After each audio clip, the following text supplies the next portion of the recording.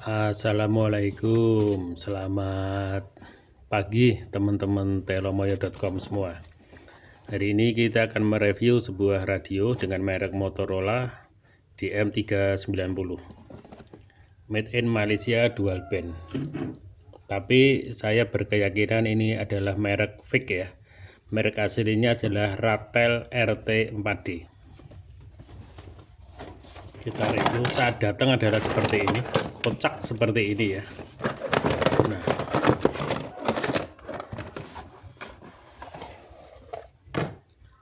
Nah, saat datang hanya seperti ini. Jadi ini tidak safety sama sekali. Antara radio, charger, dan lain-lain bisa saling berbenturan. Sepertinya ini seller tidak safety dalam pengiriman. Sembarangan dalam pengiriman. Kita review, yang kita dapat adalah radionya Motorola DM390 10 watt made in Malaysia. Tapi sekali lagi ini adalah merek fake. Charger, baterai 5800, yang terus terang saya meragukan kemampuan baterainya ini. Apakah real 5800?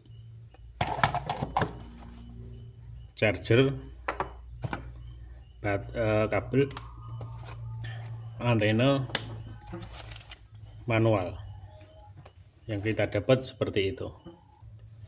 Kita coba pasang baterai. Kesan pertama saat saya menerima radio ini adalah baterai ini sangat sulit untuk dipasang sebagai user entry-nya. Ini juga tidak begitu aman ya. Ini tidak ada pengait baterainya. Pengunci baterainya biasanya di lubang bezelnya ada pengunci baterai. Ini tidak. Baterainya hanya dikunci di bodinya ini, plastik ini. Jadi ini rawan pecah. Ini kunci baterainya ini hanya dimasukkan di bodi plastik. Jadi rawan pecah.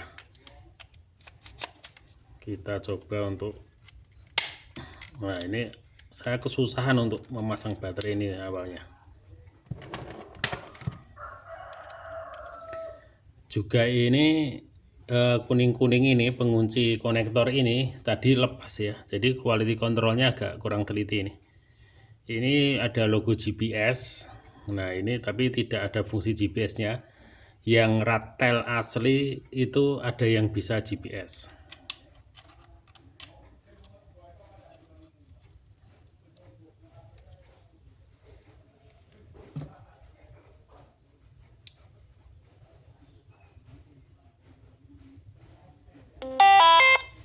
Nah, radio sudah nyala. Radio ini mempunyai sistem analog dan digital. Digitalnya DMR dengan tier 2 ya, tidak bisa tier 3. Ini tadi malam sudah saya program karena waktu radio ini datang, ini ada menu CTCSS di sini yang tidak bisa saya hilangkan. Jadi setiap ada sinyal masuk, tidak ada modulasi suaranya karena ada CTSS-nya ini. Saya sempat frustasi gimana cara menghilangkannya. Mungkin karena ketidakpahaman saya, ketidaktahuan saya, jadi saya tidak bisa menghilangkan lewat menu yang ada. Dari webnya Ratel ini bisa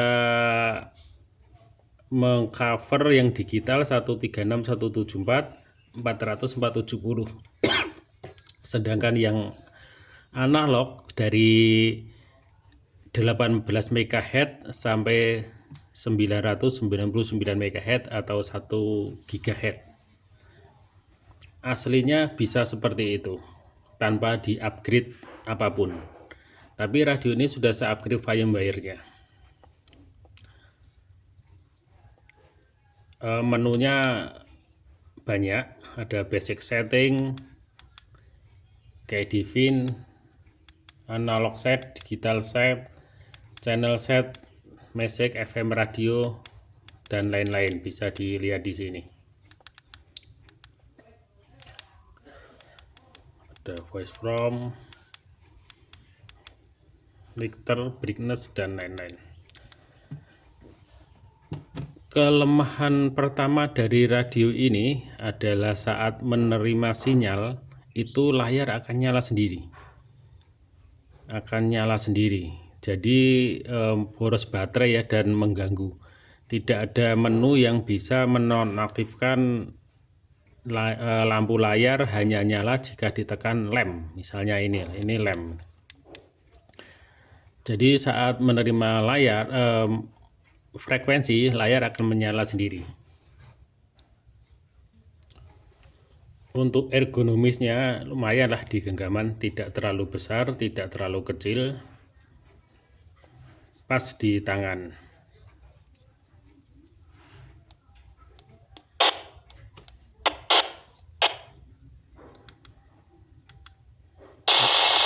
Ini menu-menu yang sudah saya setting ya sebelumnya ya. Ini bisa mode VFO, bisa 2 layar, bisa 1 layar. Tapi sampai saat ini saya menggunakan 2 layar masih bingung antara berpindah ke A dan B. Sini tidak ada tombol instruksi pindah ke A dan ke B. Kalau yang HT Viral UV-K5 itu kan ada A, B. Nah, ini tidak ada ya. Jadi saya memfungsikan ini hanya satu frekuensi saja. Kalau dual frekuensi saya masih bingung pindahnya ke A dan ke B. Ini sudah ini mode VFO, bisa 300 MHz seperti ini, bisa ya, bisa 850 MHz, bisa 27 MHz, 027. Dan di websitenya Ratel sendiri, di softwarenya ini bisa single sideband. Jadi penerimaannya ada 3, AM untuk airband, FM, dan single sideband. Pengaturan hanya bisa melalui software ya teman-teman ya. Keunggulan radio ini adalah karakter setnya bisa banyak sekali ya, seperti ini Muria misalnya, ini Orari UHF, BPBD Jateng, bisa banyak sekali ya karakternya ya, karakter namanya, BPBD Salatiga, KGB, Jalak Lawu,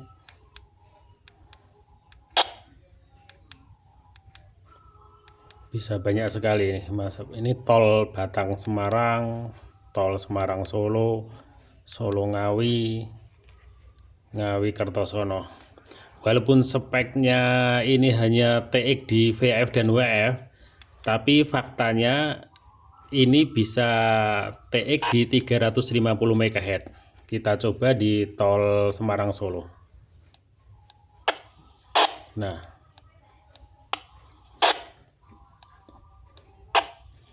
ini bisa TX di 365 MHz atau 350 MHz juga bisa TX.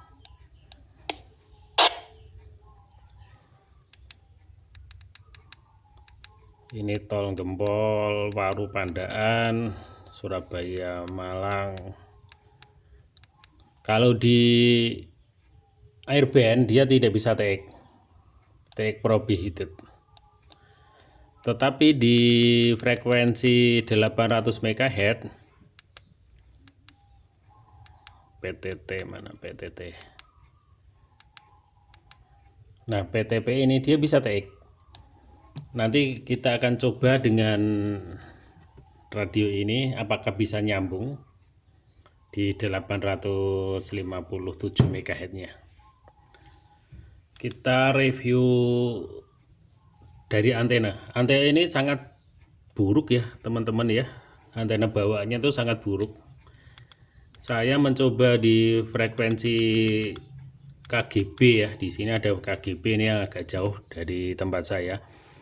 Dengan antena bawaannya ini susah sekali buka dan sinyalnya hanya separuh. Tapi begitu saya ganti dengan antena Baofeng, ini antena Baofeng UV5R ya, bukan UV-K5. ini lebih bagus daripada antena bawaan. Jadi saya sarankan antenanya kalau teman-teman beli segera diganti, jangan pakai ini. Ini antenanya jelek sekali. Kelemahan kedua, radio ini ada kedipnya. Sebentar.